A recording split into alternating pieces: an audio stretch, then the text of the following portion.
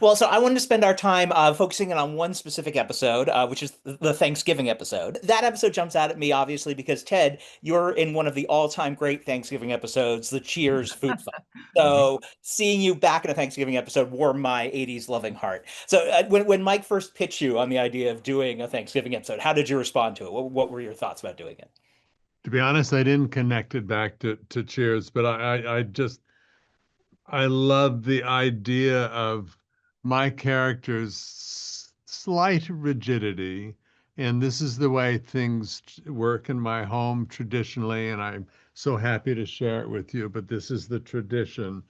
Bumping into Mary's, no, no, no, no, let's be freewheeling. Let's be in the moment. And the result of that was a little sadness on both of our parts that we were a little bit different. So I love that aspect of our relationship. Right, right. Absolutely. Mike, you've always been very savvy about using Ted's iconography. I always think about that great Good Place episode where he's in the bar and he's doing Sam Malone without doing Sam Malone. So you've always drawn on that. So in your mind, were you thinking about Cheers when you came up with the Thanksgiving episode? Among other things, yes, 100%. That's, if you made any Cheers fan makes a list of your five favorite episodes, that's going to be in there. So yes, 100%. However, it wasn't the starting place. The starting place for me was I am very sad that because of the way the world has changed, we no longer get holiday episodes. It used to be September to May gave you Halloween and then Thanksgiving and then Christmas or Hanukkah and Valentine's Day and sometimes St. Patrick's Day and whatever. And we don't get that anymore because it's 8 episodes or 10 and they all drop at one moment. And sometimes that moment is, July 28th and it feels weird to do a holiday episode. So I said going into the room that for a second season, I was like, we're doing a holiday episode. I don't care. The show happens to come out around Thanksgiving. So that was the first one we focused on.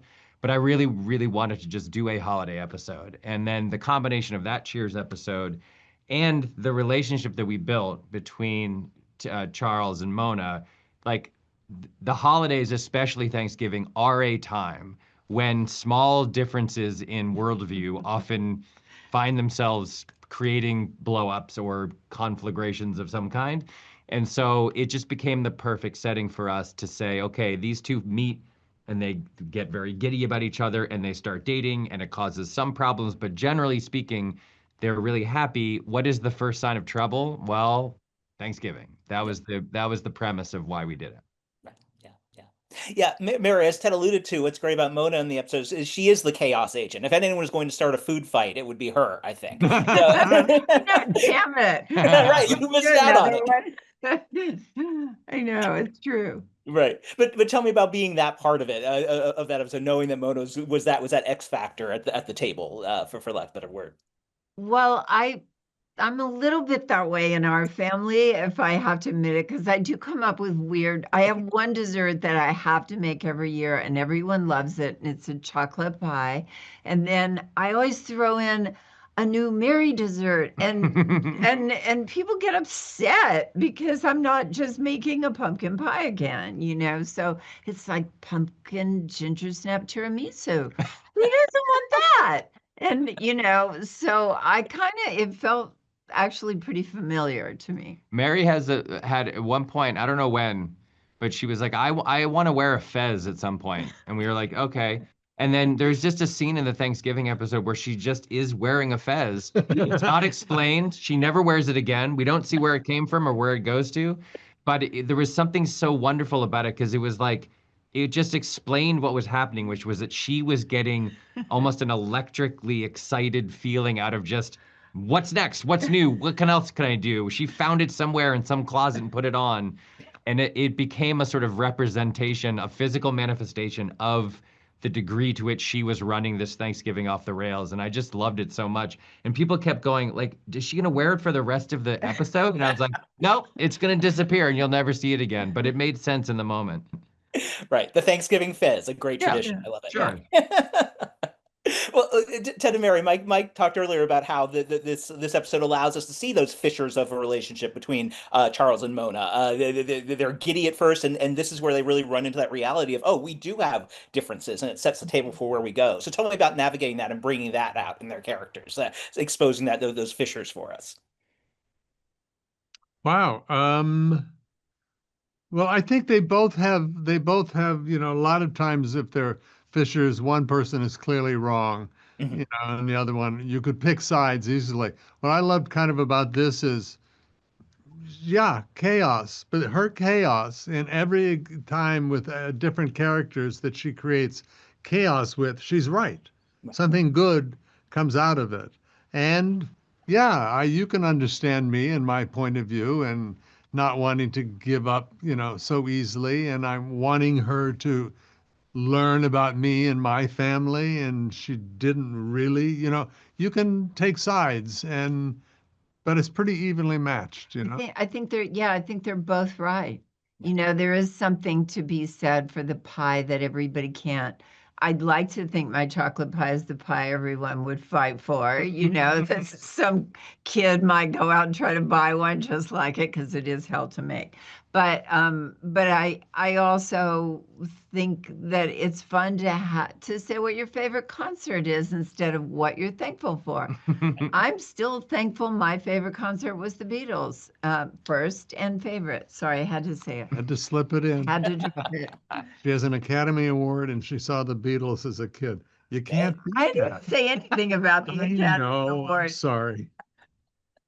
that's how he's got to boast on your behalf. You're too modest to bring it up. So it's good that Ted's here to mention it. Well, it's funny. I'm glad you mentioned that Mary, because I was going to ask. Mona name checks a Ramon show from Right. '77 as her best concert. So I wanted to know if that was Mary speaking or Mona speaking. So, but now I know it was a That was Mona mine, line yeah. there. Yeah. That was Mona, although I did go buy a vintage Ramones t-shirt in honor of it. I don't know if you knew Yeah, that, but at the thrift store where we were shopping, right? yes, Yeah. and not only that, but I did kind of jack that little dress I wear in the scenes at Thanksgiving, even though Kristen, the costume designer, did it with her blessing. And so I will be wearing that with my family at All Thanksgiving. right. Wonderful. The other great thing about a Thanksgiving episode like this, where you have all the characters together, is you can get some great combinations that you otherwise don't necessarily have time for. So I really love, for example, Ted, your scene with Julie's mom, where Charles takes the fall for her mistake. I think that says a lot about that relationship and the dynamic. Tell me about that scene, and what that scene meant to you about Charles. Um, wow. What came to mind is you're going a nice deep place. Mine is kind of a shallow thing of I never knew that tin foil Could create a lasagna battery. yeah, Yeah. could Yeah. create a lasagna battery that turns it, it corrodes the cheese or something. Yeah. Yeah, no, it's very sweet, and it plays into one of the big themes of that dinner, Thanksgiving dinner, is uh, is Lila's mom. Mhm. Sorry, what is Lila's name? Character Julie. Julie. Julie's mom and she have this real friction and anger, and you kind of sense it beforehand, but at that dinner, it all comes out in the most kind of shaming and embarrassing way yeah. And, Charles is on the other side of having healed a little bit of a tricky relationship with his daughter. And we just wanted there to be a moment where he suddenly saw that there was another person roughly his age who was also having a tricky relationship with her daughter. And we just wanted a little moment that could sort of bond them, and that he was speaking to her very gently, not intruding, not trying to direct her or tell her what to do, but sort of just saying like it's gonna It'll get be all better, right. it's gonna be Yeah. okay. I thought that was such a lovely little scene. And then there also the scene when she's leaving and she's like, I don't think it's gonna be okay. I don't think it's gonna get better. And he's very good about that. He hangs back and tries to be reassuring, but knows that they're on their own journey and they have their own path to walk. And I think that's a great little grace note to that episode. Absolutely.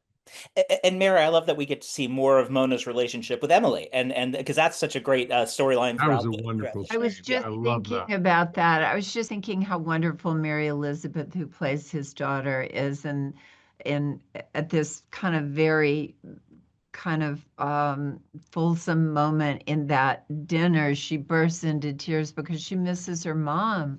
And I've done that at Thanksgiving. I miss my friend Leon, and I could totally not cry the day before when I'm cooking, but the day of, there it is, you know. So I get it. And it gave I love that Mike wrote that my character hears Charles and hears that she's screwed up, and she's sitting there by herself eating the pie, and then his daughter comes in, and then we have this lovely moment where I ask about his wife and her mother, and I loved that.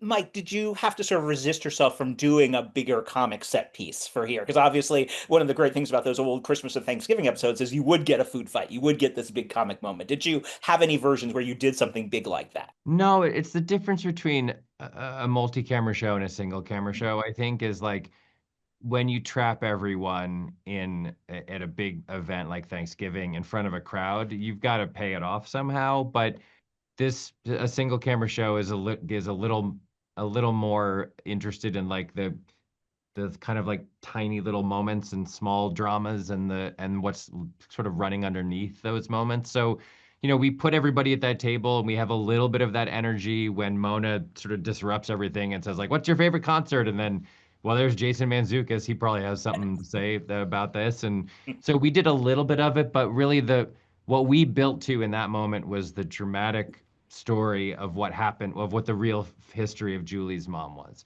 Right. And so that took the place of that kind of a food fight energy, right? You can't do both. But we did have there's a nice little thing of Jace the kid invited this random girl named Larkin over for Thanksgiving, and Matt Murray, who wrote the episode with me, pitched a very funny joke early on, which is that Jace says when Emily is saying like, you can't do this, you can't invite random girls over for Thanksgiving. He says, I told her she could sing a song later at dinner. Is that cool? And she's like, no, that's not cool. Tell her she can't sing a song.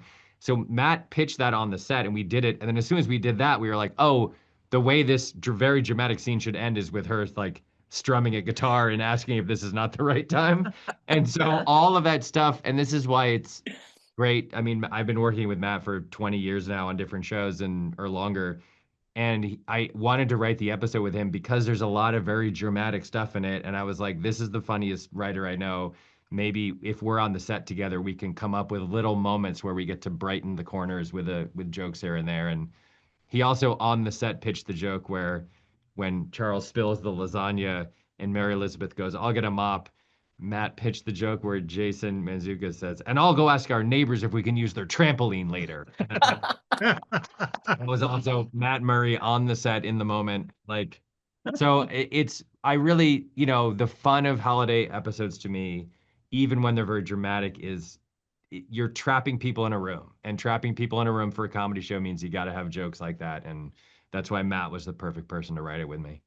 Absolutely. Well, season 3 now, obviously. What's your next hope for a holiday episode? Are we going to get a Christmas episode, Arbor Day? Where do you think you might go for It's a another good holiday? question. We've just started talking about it with the writers in the hopes of it doing well enough to warrant a season 3. And it's a long way off, but I can tell you that I so enjoyed making a holiday episode again that it would be a safe bet that we'll figure something else out for a theoretical season 3. Ted and Mary, any favorite holidays you'd like to see represented on the show if you could choose? Well, my favorite holiday is Thanksgiving, just because I love baking, I love family. It's too delicious. Kind of feels like a no guilt holiday. Yeah. Yeah, I like it. Are you guilty? No, Thanksgiving's not my favorite. I have other favorites, and I don't want to say what they are because maybe we'll represent them. Oh, There we okay. go. There we go. Yeah, Just as no. long as No. I was gonna say, just as long as a Fez is involved. I think that's the key. So we'll Well, I asked. If Mona comes back for another holiday episode, the Fez will come out. Right, absolutely. All right, well, thank you so much, all of you. I really appreciate it. And Mary, I love your son Charlie's movie, The One I Love. I hope he makes another movie sometime soon. That's and he Ted, you were just- terrific in it, but it's a He beautiful just movie. did. He just did a beautiful one called The Summer Book with Glenn Close. Excellent. All right, I'll be on the lookout for it.